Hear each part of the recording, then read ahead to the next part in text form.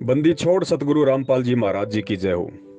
सतसाहिब राजकुमार भगत जी, आप जी कह रहे हैं कि ये जो रामचंद्र जी हैं कानपुर वाले, ये पवन भाई के साथ में जानबूझ के अपने खुंदक निकाल रहा है और पवन दास की वीडियो को अपने चैनल पे डाल के और उनका दुष्प्रचार कर रहा है। और पवन भगत जी चाहें तो इनको कॉपीराइट स्ट्राइक दे सकते हैं और इनका चैनल 7 दिन के अंदर अंदर बंद हो सकता है।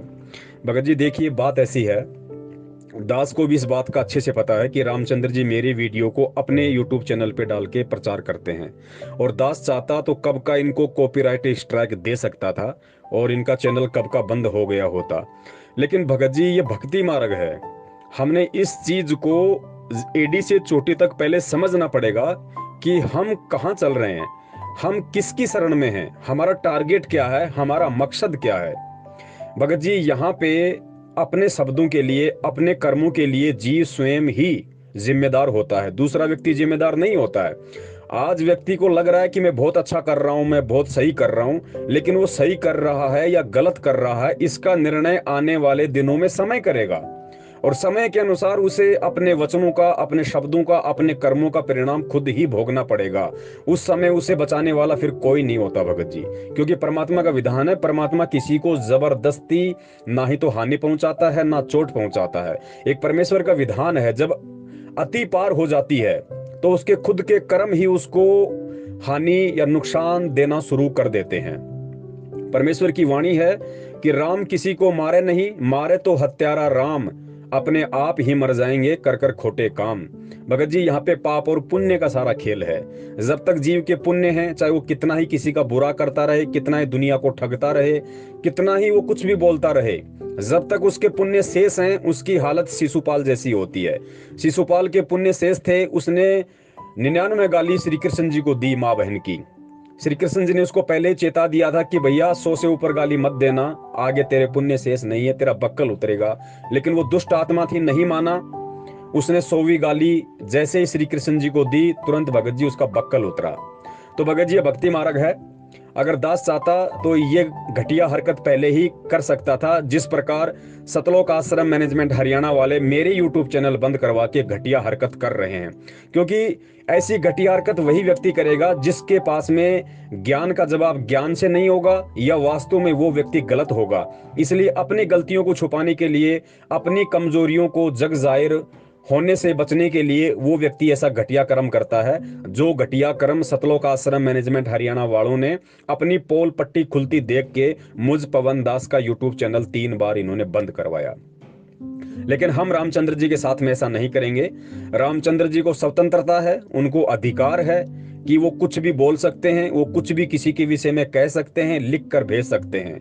हम भगत हैं और परमेश्वर ने भगत के विषय में बताया कि एक वाणी बताई परमात्मा ने कि संत ना छोड़े संतता, चाहे कोटिक मिले असंत। संत वही होता है, भगत वही होता है, यदि 100 दुष्ट व्यक्ति भी उसके साथ में लगातार दुष्टता करते रहे तो वो व्यक्ति अपने गुरु के ज्ञान को आधार बना के अपनी हद में रहे, अपनी सीमा में रहे, अपनी लिमिट में रहे। समय आने पर कौन गलत है कौन सही है इसका निर्णय भी हो जाएगा और जो जो उसने कर्म कुकर्म किए हैं उसके परिणाम भी सामने आ जाएंगे। तो भगत जी, रामचंद्र जी कुछ भी करें, उनकी अपनी मर्जी है, उनकी अपनी मौज है। हम उसके चैनल को बंद नहीं करवाएंगे। हाँ, चाहे तो हम करवा सकते हैं, हमारे हाथ की बात है, लेकिन हम नहीं करवाएंगे।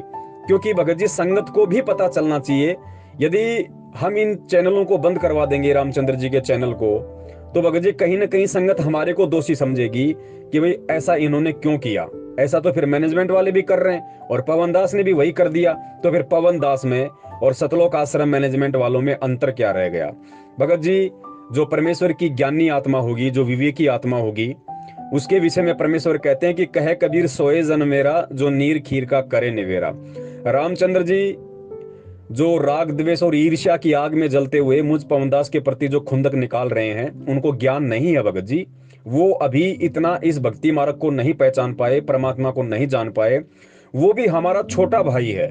वो हमारे साथ अगर ऐसा घटिया खेल खेलेगा, अगर हमारे वीडियो का उल्टा सीधा तोड़ मरोड़ करके संगत को भ्रमित करने की कोशिश करेगा, तो बड़े भैया वो कुछ भी करे, क्योंकि वो नादान बच्चा है भक्ति मार्ग में। लेकिन हमें तो परमेश्वर ने ज्ञानवान बना रखा है, हमें तो परमेश्वर ने अपने विधान से, अपने संविधान से परिचित करवा रखा है। तो हम वो भला वो गलतियां कैसे कर सकते हैं जो गलतियां रामचंद्र जी कर रहे हैं। तो रामचंद्र जी जो कर रहे हैं वो अपने सोच आधार से, और जैसा उन्होंने परमात्मा के मार्ग को समझा, परमात्मा को समझा, उस आधार से वो अपना कर रहे हैं।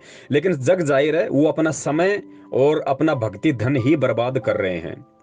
और भगत जी, संगत स्वयं ही निर्णय कर लेती है। जो परमात्मा का बच्चा होगा, जो गुरु के ज्ञान को आधार बना के चलता है भक्ति मार्ग में, उसको ऐसे ऑडियो वीडियो 1% भी विचलित नहीं कर सकते हैं, क्योंकि वो हंस हो जाता है। कहे कबीर सोई जन मेरा, जो नीर खीर का करे निबेरा। वो परमात्मा का हंस होता है। और हंस के विषय में परमात्मा ने बताया कि यदि एक पात्र में दूध और पानी दोनों को मिक्स करके हंस के आगे रख दिया जाए, तो हंस के अंदर एक गुण होता है, गॉड गिवन होता है। वो दूध दूध पी लेता है, पानी पानी को छोड़ देता है। ये और कोई नहीं कर सकता। इसलिए परमात्मा ने अपने भक्तों को हंस की उपाधि दी है। और सतलोक में जो आत्माएं रहती हैं, इसलिए परमात्मा ने उन आत्माओं को हंस की उपाधि दी है।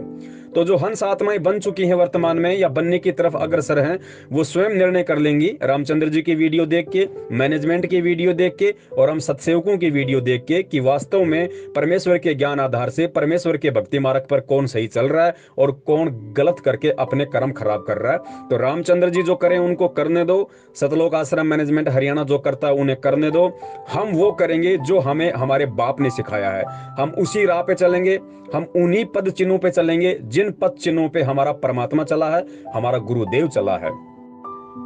और दास बार बार जिक्र करता है, दास एक बार फिर से जिक्र कर देता है कि जब सतगुरु रामपाल जी महाराज जी काफी समय पहले जब उन्होंने भक्ति मार्ग की शुरुआत की, तो गांव गांव जाकर वो पाठ प्रकाश किया करते थे, सत्संग किया करते थे। ऐसा ही वो एक समय हरियाणा के एक चिड़ी गांव में गए हुए थे अपने भगत के यहाँ पे पाठ करने के लिए। जिस भगत के यहाँ पे वो पाठ कर रहे थे, उस परिवार में कुछ लोग अनुपदेशी भी थे। उन लोगों का गुरुजी का वहां सत्संग करना अच्छा नहीं लगा, तो उन्होंने अपने किसी रिश्तेदार को बोल दिया कि भाई ऐसे ऐसे यहाँ पे रामपाल जी आए हुए हैं और हम नहीं चाहते कि इनका सत्संग यहाँ हो। तो उनके रिश्तेदार एक गाड़ी में 4-5 जने आए, गुरुजी को पीटने की मनसा से, गुरुजी के साथ में बदसलूकी करने की मनसा से। लेकिन गुरुजी सत्संग करके जा चुके थे, उनको मालूम पड़ा कि संत रामपाल जी यहाँ से सत्संग करके निकल चुके हैं, तो उन्होंने गुरुजी का पीछा किया और आगे चल के उन्होंने गुरुजी की गाड़ी के आगे अपनी गाड़ी लगा दी। गुरुजी के साथ में 3-4 सेवक और थे। वो लोग नीचे उतरे। पुण्यात्मा ध्यान रखना, यहाँ पे इस घटना को आप सामान्य मत समझना। ये आप और ये आप और हमारे लिए, ये घटना हम सभी परमात्मा की आत्माओं के लिए एक बेहद एक मजबूत उदाहरण है कि हमने भी ऐसी परिस्थिति में कैसा व्यवहार करना है, कैसे रहना है, कैसे अपने आप को शांत रखना है, धैर्यशील रखना है। ऐसी परिस्थिति में हमने किस कदर परमात्मा के ज्ञान को आधार बनाना है। पुण्यात्माओं, जैसे ही वो लोग गुरुजी की गाड़ी के आगे गाड़ी लगा के नीचे उतरे और उन्होंने गालियां निकालते हुए उस परमेश्वर को, जो सारी सृष्टि का रचयिता है, जिसके आगे काल भगवान और अक्षर पुरुष भी थर-थर कांपता है, वो 2 कोड़ी का पृथ्वीलोक का प्राणी उस परमात्मा को गाली निकालते हुए नाम लेके माँ बहन की, और उनको गालियां देते हुए उनको नीचे उतरने के लिए बोल रहा है कि बाहर निकलो, बाहर निकलो। परमात्मा बाहर निकले, उनके सेवक भी बाहर आए। ड्राइवर के साथ में उन लोगों ने 2-4 हाथापाई की, थप्पड़ मुक्के मारे। परमात्मा को भी उन्होंने भला बुरा कहा और अंत में उन्होंने इतना धमकाया, इतनी बदसलूकी की। उन लोगों ने उस कबीर परमेश्वर से कहा कि कान पकड़ और उठक बैठक निकाल कि आज के बाद इस गांव में सत्संग करने नहीं आऊंगा। पुण्यात्माओं, विचार करना, अपने मस्तिष्क पे जोर देना। जब सारी सृष्टि का रचनहार कुल मालिक कबीर देव, जिसके एक शब्द से पूरी सृष्टि रची गई, वो कबीर परमात्मा सतगुरु रामपाल जी महाराज जी के रूप में, उसको पता था कि ये भी मेरा ही बच्चा है, लेकिन काल की भांग पिए हुए हैं। परमात्मा ने उस 2 कोड़ी के जीव के आदेश की पालना की और परमात्मा ने कान पकड़ के उठक बैठक निकाली और कहा कि भाई दोबारा इस गांव में सत्संग करने नहीं आऊंगा। पुण्यात्माओं, ये उदाहरण है हमारे लिए कि हमें किस कदर इस भक्ति मार्ग पे उनके ज्ञान को आधार बना के चलना पड़ेगा। जब हम भगत बनेंगे, तब हम हंस की संज्ञा में आएंगे, तब हम सतलोक जानने की तैयारी करने के लायक बनेंगे। हमारी तो औकात ही क्या है, जब सारी सृष्टि का रचनहार ऐसी ऐसी लीलाएं यहाँ पे आप और हमारे लिए कर चुका है। लेकिन हम सत्संग सुनते नहीं, सुनते हैं तो उन पे विचार विमर्श मंथन करते नहीं, चलने की कोशिश करते नहीं। सत्संग सुन लेते हैं, वाणियां सुन लेते हैं, इस कान से सुना उस कान से निकाल दिया। पुण्यात्मा, ऐसे बात नहीं बनेगी। इस तरीके से तो हमने असंख्यों युग बर्बाद कर दिए। लेकिन ये बहुत ही, गुरुदेव कहते हैं ना कि बिल्ली के भाग का तुम्हारा छींका टूटा है। ये दाव असंख्य युगों के बाद लगता है। अब की बार मत चूको परमात्मा, अब की बार ये दाव मत चूको पुण्यात्माओं। बड़ी मुश्किल से भगवान हाथ लगा है। तो पुण्यात्माओं, रामचंद्र जी जो करें उन्हें करने दो, मैनेजमेंट जो करे उन्हें करने दो, अन्य भगत भाई जो उन दोनों से प्रेरित हैं वो जो कुछ करें उन्हें करने दो। हमने उन्हें अपना भाई समझते हुए कि ये लोग काल की भांग ज्यादा पिए हुए हैं, अभी सच्चाई से परिचित नहीं है, जानबूझ के बकवाद कर रहे हैं। तो पुण्यात्माओं, हम उनको और ज्यादा ना भड़काएं, वरना हमारे भी कर्म खराब होते हैं। परमेश्वर कहते हैं सुनो सबकी करो मन की। हमने वही करना है जो हमें परमेश्वर ने करने के लिए शिक्षा दी है, सत्संग दिए हैं। बंदी छोड़। सतगुरु रामपाल जी महाराज की जय हो। सत साहिब।